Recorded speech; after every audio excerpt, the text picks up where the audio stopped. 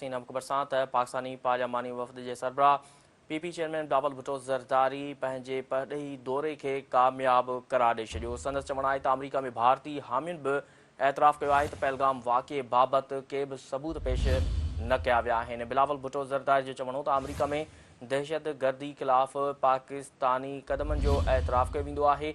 जेकॾहिं भारत पाकिस्तान जो पाणी बंदि कयो त साणुसि बि ईअं ई थींदो।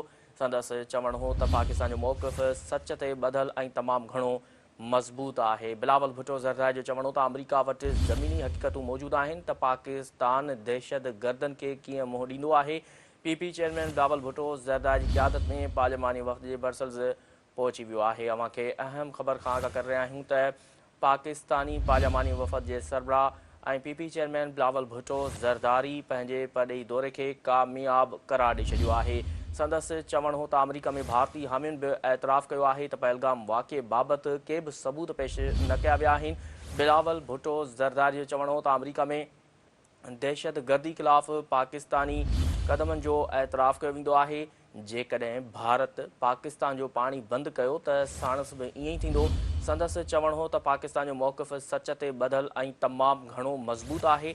बिलावल भुट्टो ज़रदारी जो चवणु हो त अमरीका वटि ज़मीनियूं हक़ीक़तूं मौजूदु आहिनि त पाकिस्तान दहशत गर्दनि खे कीअं मुंहुं ॾींदो आहे। पीपी चेयरमैन बिलावल भुट्टो ज़रदारी जी क़यादत में पार्लियामानी वफ़द जे ब्रसल्स पहुची वियो आहे। अव्हां खे अहम ख़बर खां आगाह करे रहिया आहियूं त पाकिस्तानी पार्लियामानी वफ़द जे सरबराह पीपी चेयरमैन बिलावल भुट्टो ज़रदारी पंहिंजे परॾेही दौरे खे कामयाब करार ॾेई छॾियो आहे। संदसि चवणु आहे त अमरीका में भारतीय हामियुनि जो बि एतराफ़ कयो आहे त पहलगाम वाक़िए बाबति के बि सबूत पेश न कया विया आहिनि।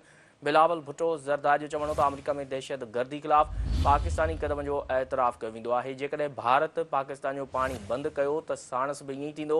संदसि चवणु हो त पाकिस्तान जो मौक़िफ़ सच ते ॿधल ऐं तमामु घणो मज़बूत आहे। बिलावल भुट्टो ज़रदारी जो चवणु हो त अमरीका वटि ज़मीनी हक़ीक़तूं मौजूदु आहिनि त पाकिस्तान दहशत गर्दनि खे कीअं मुंहुं ॾींदो आहे। पीपी चेयरमैन बिलावल भुट्टो ज़रदारी जी क़यादत में पार्लियामानी वफ़द ब्रसल्स पहुची वियो।